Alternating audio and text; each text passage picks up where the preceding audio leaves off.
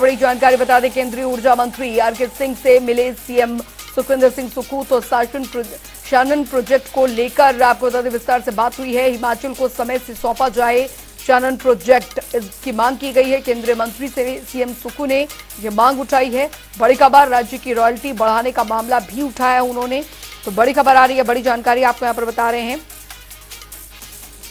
केंद्रीय ऊर्जा मंत्री आरके सिंह से मिले हैं हिमाचल प्रदेश के मुख्यमंत्री ठाकुर सुखविंदर सिंह सुक्खू और सानन प्रोजेक्ट को लेकर विस्तार से चर्चा हुई। हिमाचल को समय से सौंपा जाए सानन प्रोजेक्ट। वहीं केंद्रीय मंत्री से सीएम सुक्खू ने मांग उठाई है। मांग कि राज्य की रॉयल्टी बढ़ाने का मामला भी उन्होंने केंद्रीय मंत्री के सामने उठाया है। बीबीएमबी के प्रोजेक्ट में मांगी 12% रॉयल्टी। तो केंद्रीय ऊर्जा मंत्री आरके सिंह से मुलाकात मुख्यमंत्री सुखविंदर सिंह सुक्खू ने की है। सानन प्रोजेक्ट को लेकर बातचीत, चर्चा। हिमाचल को समय से सौंपा जाए सानन प्रोजेक्ट। केंद्रीय मंत्री से सीएम सुक्खू ने मांग उठाई है। राज्य की रॉयल्टी बढ़ाने का मामला भी उन्होंने केंद्रीय ऊर्जा मंत्री के सामने उठाया है। बीबीएमबी के प्रोजेक्ट में मांगी 12% रॉयल्टी। तो केंद्रीय ऊर्जा मंत्री आरके सिंह से मिले सीएम, ये इस वक्त की बड़ी खबर आपको बता रहे हैं। सानन प्रोजेक्ट को लेकर विस्तार से बात की गई है केंद्रीय ऊर्जा मंत्री से। हिमाचल को समय से सौंपा जाए सानन प्रोजेक्ट, इस वक्त की बड़ी खबर। केंद्रीय मंत्री से सीएम सुक्खू ने मांग उठाई है, इस वक्त की बड़ी खबर आपको बता रहे हैं। तो मुलाकात में क्या कुछ रहा है, क्या है सानन प्रोजेक्ट, वो हम आपको बता रहे हैं ग्राफिक्स के जरिए। तो 99 साल की लीज मार्च 2024 में पूरी हो रही है। इसके बाद हिमाचल का ये सानन प्रोजेक्ट जो है वो हो जाएगा। बता दें कि पंजाब को इस प्रोजेक्ट से 80 लाख रोजाना की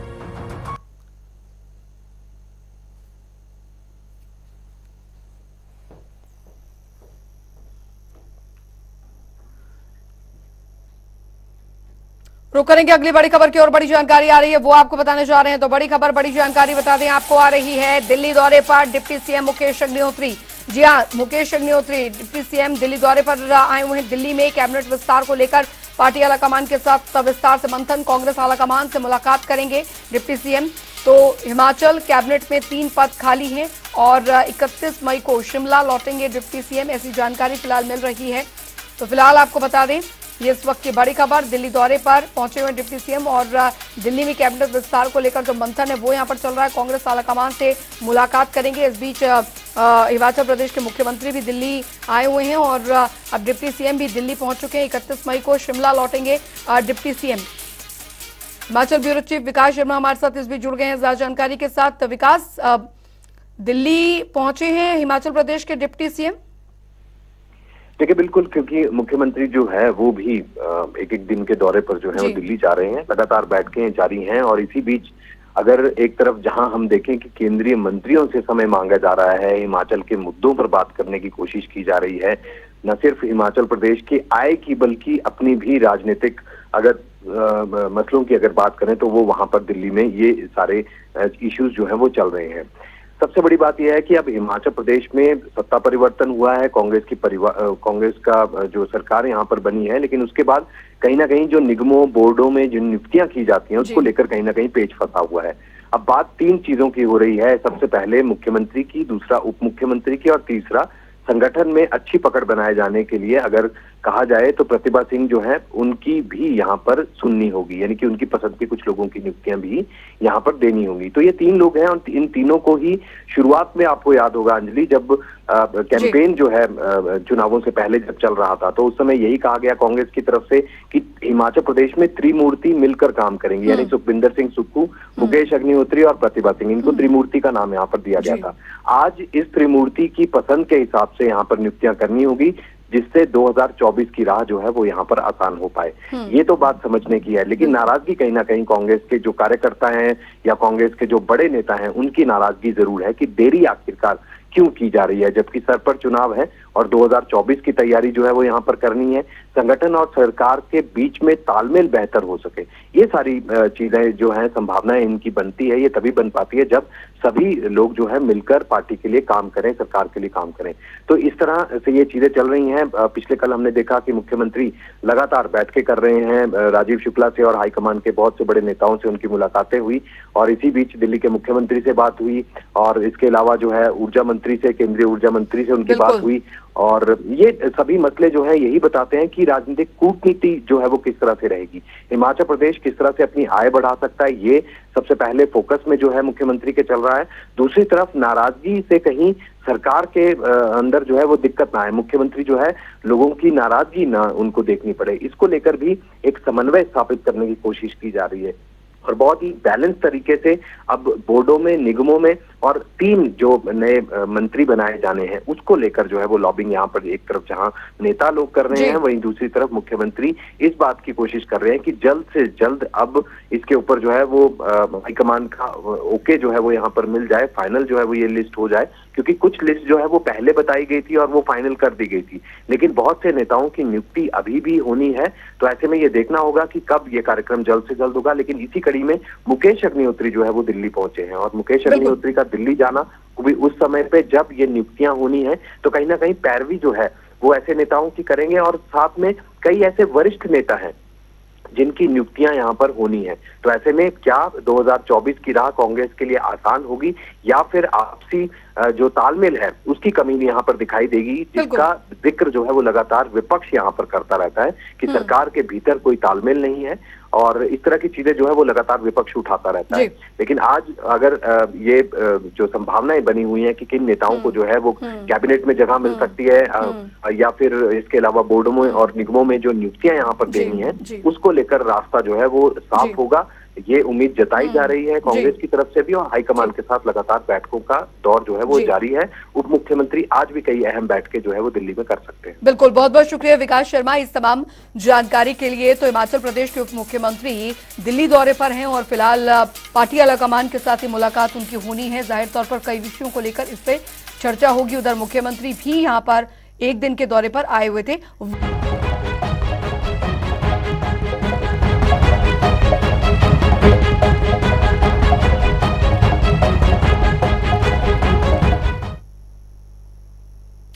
एनपीए बंद, विरोध जारी। जी हां, बात करें हिमाचल प्रदेश में डॉक्टर पेन डाउन स्ट्राइक पर चले गए हैं। सुबह 9:30 से 11 बजे तक डॉक्टर्स ओपीडी में नहीं आए। इससे राज्य के अधिकांश मेडिकल कॉलेज और अस्पतालों में मरीजों को सुबह के वक्त परेशानियों का सामना करना पड़ा। हिमाचल मेडिकल ऑफिसर एसोसिएशन ने नॉन प्रैक्टिस अलाउंस बंद करने पर पेन डाउन स्ट्राइक का ऐलान कर रखा है। आपको बता दें कि एचएमओए का दावा यह है कि जब तक एनपीए बहाल नहीं किया जाता तब तक हड़ताल को खत्म नहीं किया जाएगा। हालांकि इमरजेंसी और ऑपरेशन थिएटर की जो सेवाएं हैं वो पहले की तरह जारी रहेगी। तो ये तस्वीरें, हम 4 तस्वीरें आपको दिखा रहे हैं। एनपीए बंद और विरोध जारी और धर्मशाला, नालागढ़, नाहन, मंडी की तस्वीरें हम आपको दिखा रहे हैं, जहां पर डॉक्टर्स जो हैं वो पूरी तरीके से हड़ताल पर यहाँ पर चले गए हैं। इनका कहना है कि इसी तरीके से हमारी हड़ताल चलती रहेगी जब तक हमारी मांगों को यहाँ पर पूरा नहीं किया जाता है, एनपीए को बहाल यहाँ पर नहीं किया जाता है और ये हमारे साथ न्याय उचित जो है वो नहीं है। हालांकि इससे पहले स्वास्थ्य मंत्री के साथ डॉक्टर्स की बैठक हो चुकी है, लेकिन वो बेनतीजा रही है। और इस बीच रुक करेंगे एक बड़ी खबर की और बड़ी जानकारी आ रही है, वो आपको बताने जा रहे हैं। बड़ी खबर आ रही है शिमला नगर निगम की पहली मासिक बैठक। ये इस वक्त की बड़ी खबर, चुनावों के बाद शिमला नगर निगम की बैठक, पहली मासिक बैठक जो है, बैठक में कई बड़े फैसले पर मंथन होगा, कई बड़े फैसले लिए जाएंगे। 12 बजे शुरू होगी नगर निगम की बैठक। तो बता दें आपको, मनोनीत सदस्य आज बैठक से पहले शपथ लेंगे, उसके बाद ये बैठक शुरू होगी। शिमला नगर निगम की पहली मासिक बैठक आज होने जा रही है 12 बजे, दोपहर 12 बजे। चुनावों के बाद शिमला नगर निगम की ये बैठक होने जा रही है। इस वक्त की बड़ी खबर, बैठक में कई बड़े फैसलों पर मंथन होगा। 12 बजे शुरू होगी निगम की बैठक। इस वक्त की बड़ी खबर, मनोनीत सदस्यों आज बैठक जो है, बैठक से पहले शपथ लेंगे। शिमला नगर निगम की पहली बैठक जो है वो होगी। तो इस वक्त की बड़ी खबर, चुनावों के बाद शिमला नगर निगम की बैठक और बैठक में कई बड़े फैसले जो हैं उन पर मंथन किया जाएगा। तो मनोनीत सदस्यों स्वराज बैठक में जो है वो चर्चा की जाएगी। और बता दें आपको, इस वक्त की बड़ी खबर आ रही है, शिमला नगर निगम की पहली मासिक बैठक, चुनावों के बाद शिमला नगर निगम की बैठक जो है वो होने जा रही है। रॉबिन संवाददाता हमारे साथ इस बीच जुड़ गए हैं ज्यादा जानकारी के साथ। रॉबिन, नगर निगम की आज पहली मासिक बैठक होने जा रही है, कई महत्वपूर्ण फैसले लिए जा सकते हैं आज होने वाली बैठक में। जी, जो 12 बजे जो है आज नगर निगम के चुनावों के बाद पहली बैठक होने जा रही है। और मैं उसको आपको बता दूं कि इससे पहले वहां पर 5 जो नए मनोनीत पार्षद है उनका शपथ ग्रहण भी होगा और यहाँ पे जो उपायुक्त है वो उनको शपथ दिलाएंगे। इसके बाद वहां पर बैठक होगी जिसमें कई अहम मुद्दों पर जो है चर्चा हो सकती है। इसमें खास तौर पर जो मुद्दे सामने निकल कर आ रहे हैं उसमें रोड का मुद्दा है और खास तौर पर जो कर्मचारी हैं जो अभी नगर निगम में शिमला में जो कार्यरत हैं उनके मानदेय और वेतन को लेकर जो है बड़ी जो खबर जो है बड़ा जो चर्चा है वो हो सकती है इस पहली बैठक में। और नवनियुक्त पार्षदों की आज शपथ भी दिलाई जाएगी आज? हाँ जी, आज जो है 5 जो मनोनीत पार्षद है उनको भी जो है शपथ दिलाई जाएगी।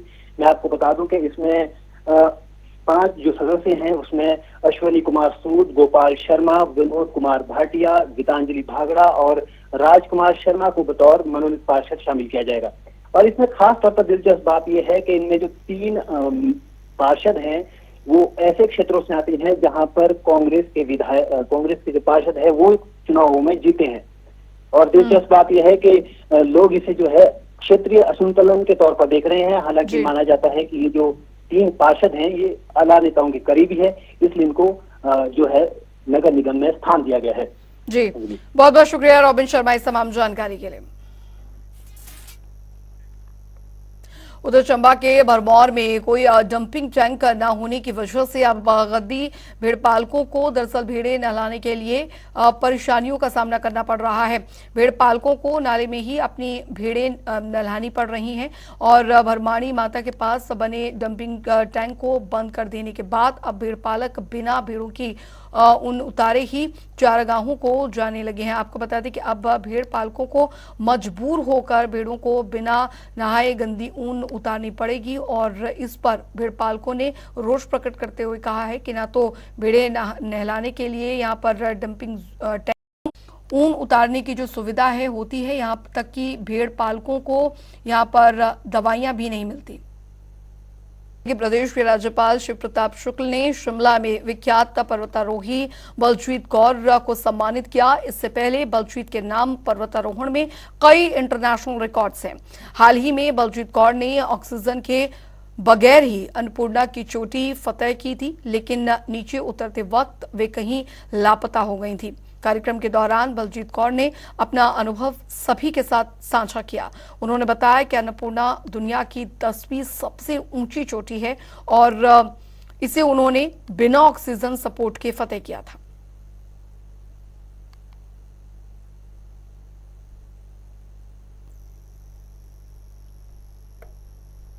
उधर बीजेपी हिमाचल प्रदेश की ओर से प्रेस मीट का आयोजन किया गया। इस मीट में मुख्य रूप में केंद्रीय जल शक्ति और साथ ही खाद्य प्रसंस्करण उद्योग मंत्री प्रहलाद पटेल मुख्य अतिथि के रूप में शामिल हुए। इस दौरान केंद्रीय मंत्री प्रहलाद पटेल ने कहा कि भारत वो दिन नहीं भूला है जब वे कहा जाता था कि हम तो दिल्ली से 1 रुपया भेजते हैं लेकिन गरीबों तक सिर्फ 15 पैसे पहुंचते हैं, और देश ये दिन भी नहीं भूलेगा कि आज दिल्ली से 100 रुपये भेजा जाता है तो गरीब के पास पूरा का पूरा 100 रुपया पहुंचता है।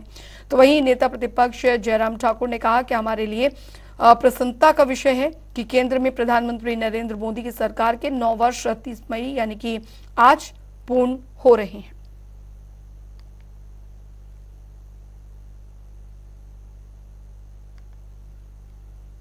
निर्यात के बारे में मैं एक आंकड़ा फूड प्रोसेसिंग का जरूर दे सकता हूं, बाकी निर्यात के आंकड़े तो आपके सामने हैं।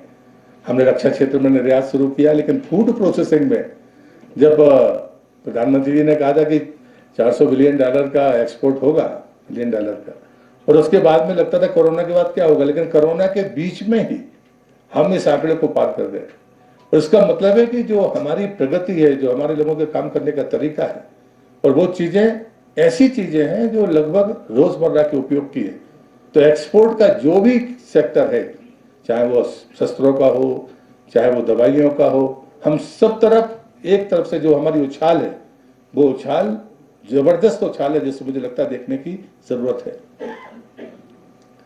9 करोड़ 6 लाख परिवारों को गैस कनेक्शन, इसके बारे में मुझे कहने की जरूरत नहीं है, देश ने इसको स्वीकार किया है।